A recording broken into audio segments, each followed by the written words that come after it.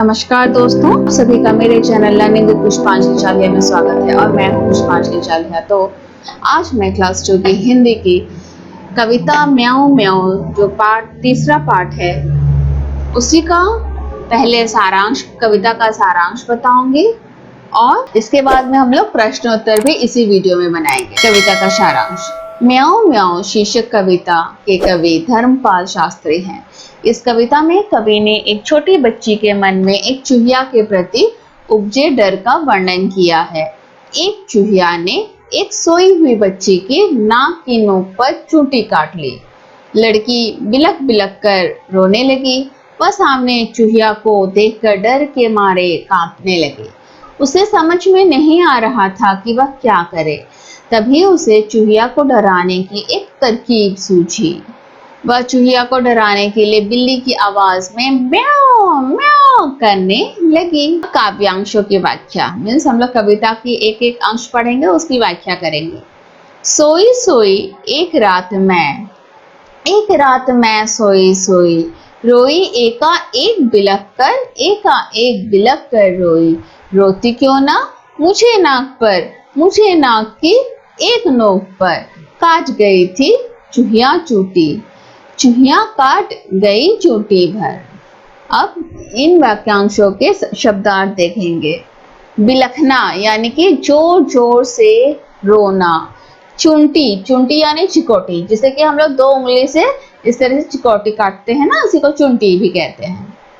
अब हम लोग अगर प्रसंग सहित व्याख्या लिखे तो प्रसंग इस तरह से होगी। प्रस्तुत पंक्तियां हमारी पाठ्य पुस्तक रिमझिम भाग 2 में संकलित कविता म्याऊं म्याऊं से ली गई है।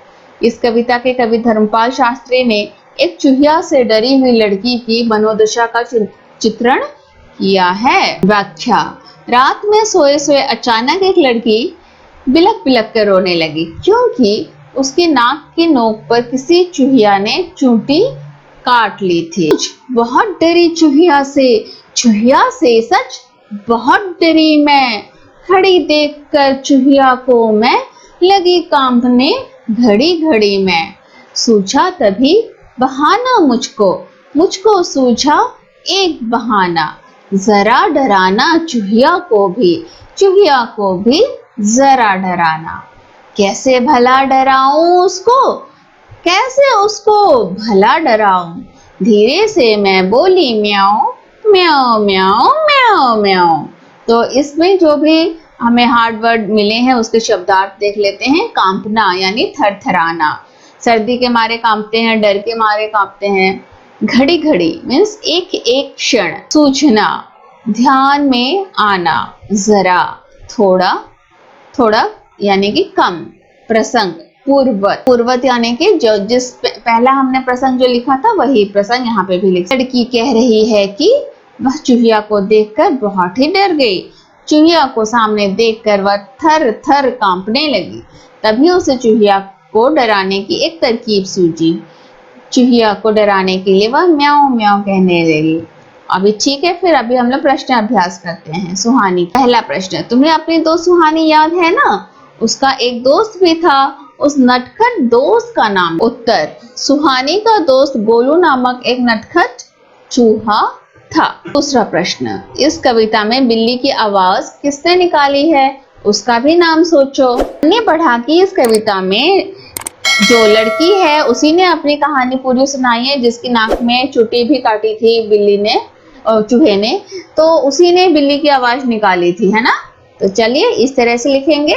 इस कविता में बिल्ली की आवाज एक लड़की ने निकाली है। मेरी कल्पना के अनुसार उसका नाम कोमल है। आप अपने कल्पना से कुछ भी नाम रख सकते हैं। अगर सुहानी इस लड़की की दोस्त होती तो क्या करती? उत्तर, अगर सुहानी उस लड़की की दोस्त होती तो वह उसे भयभीत नहीं होने देती तथा चूहिया को भगा देती। सुहानी जो है वो क्योंकि बहुत ही निडर है तो वो उस लड़की को भयभीत नहीं होने देती और चूहिया को भी भगा देती। डरना मत। अब डरना मत में भी 3 प्रश्न है, तो पढ़ लेते हैं। कविता में लड़की ने म्याऊं की आवाज निकाली थी।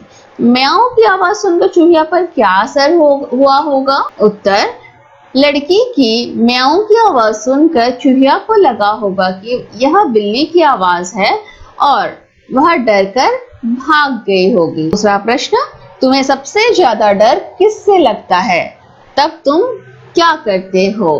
उत्तर आप खुद से भी दे सकते हैं, क्योंकि आपको जिस भी चीज से डर लगता हो, किसी को कॉकरोच से लगता होगा, किसी को चूहा से लगता होगा, और घर में कुछ निकलता है उनसे हमें कभी कभी डर लगता है, कली से भी डरते होंगे, तो कुछ भी लिख सकते हैं आप। मैंने लिखा है कि मुझे सबसे ज्यादा डर काली बिल्ली से लगता है, उसे देखते ही मैं छिप जाती हूँ। ऐसा ही कुछ हमारे साथ होता है। अब बताओ, तुम्हें अगर उसे डराना हो तो कैसे डराओगे, क्या करोगे? अगर मुझे काली बिल्ली को डराना होगा तो मैं उसे कुत्ते की आवाज में भौं भौं निकाल कर डराऊंगी। कुत्ते की आवाज निकालूंगी तो वो डर के भाग जाएगी।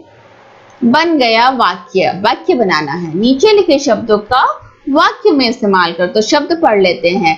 सूझा, धीरे से, सचमुच, बहाना। सूझा, माँ की डांट से बचने का मुझे एक उपाय सूझा। धीरे से शाम धीरे से कमरे में आया। मुझे सचमुच गाना नहीं आता। बहाना, मैं स्कूल न जाने का कोई बहाना सोचने लगा। नोक, चूहिया ने नाक की नोक पर चूटी काटी, चूटी भरी। किन किन चीजों की नोक होती है लिखो और उसका चित्र भी बनाओ। तो बहुत मजेदार है, आपको चित्र भी बनाना है। आपके हाथों में पेंसिल होते हैं तो पेंसिल की नोक होती है, पेंसिल के चित्र बनाइए। फिर पेन जिससे हम लिखते हैं उसकी भी एक नोक होती है, उसकी भी चित्र बना सकते हैं। फिर आपकी अगर ज्योमेट्री बॉक्स है तो आपके पास कॉम्पास होगा, कॉम्पास की भी एक नोक होती है, उसे भी बना सकते हैं। और आपकी मम्मी अगर सिलाई कर रही है तो आप देखेंगे कि उनके हाथ में एक सुई है जिसकी एक नोक भी होती है, और जो साड़ी की पिन होती है उसमें भी एक नोक होती है। तो इस तरह से आप सोच कर लिखिए नोक कहाँ कहाँ होती है। और पिक्चर एक पेज में आप लोग राइट साइड में आप लोग लिख लीजिए, लेफ्ट साइड में आप लोग ड्राइंग कर लीजिए। चुंटी, चुंटी अंगूठे और उंगलियों से भरी जाती है। अंगूठे और किस किस को चुंटी भरना आता है, जरूर कमेंट में लिखे। अंगूठी और उंगलियों से और कौन कौन से काम किए जा सकते हैं, जैसे कि एक एग्जाम्पल है चुटकी बजाना। चुटकी जब बजाते हैं तो अंगूठी और उंगली के साथ मिलके बजती है। और कौन कौन से काम होते होंगे, दिए की बाती को बनाते हैं, भी हमें उंगली और अंगूठी की जरूरत होती है। बाटी को जब महीन बनाना पड़ता है। और भी आप मुझे भी बताइए, मैसेज कीजिए, ठीक है, आप लोगों ने कौन कौन सी लिखी।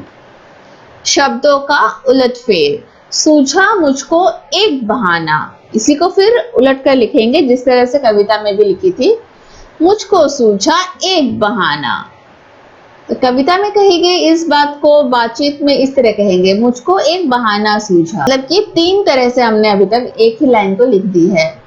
नीचे लिखी बातों को 2 तरीकों से लिखिए, एक तरीके से लिखा हुआ है और दूसरे 2 तरीके से लिखने हैं।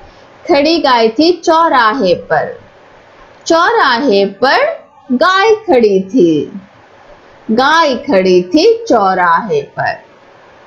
घुस गया शेर जंगल में, जंगल में शेर घुस गया, शेर जंगल में घुस गया। इस तरह से आप लिख सकते हैं। तो ठीक है, म्याऊं म्याऊं चैप्टर यहीं तक है। हमने आज म्याऊं म्याऊं चैप्टर समाप्त कर लिए। इसके बाद हम लोग कॉमिक्स पढ़ेंगे, ठीक है, इसके बाद की कहानी जो है। तो तब तक आप लोग मेरे चैनल में बने रहिए। मेरा चैनल कैसा लग रहा है जरूर बताइए, और मेरे चैनल को सब्सक्राइब जरूर कर लीजिए। साथ में जो बेल नोटिफिकेशन आता है उसे दबाइए, दबाने से घंटी की आवाज सुनाई देगी, और घंटी की आवाज सुनने पर आपको मेरी नोटिफिकेशंस, जितने भी वीडियो मैं बनाती हूँ उसके नोटिफिकेशंस मिल जाया करेंगे। सो धन्यवाद।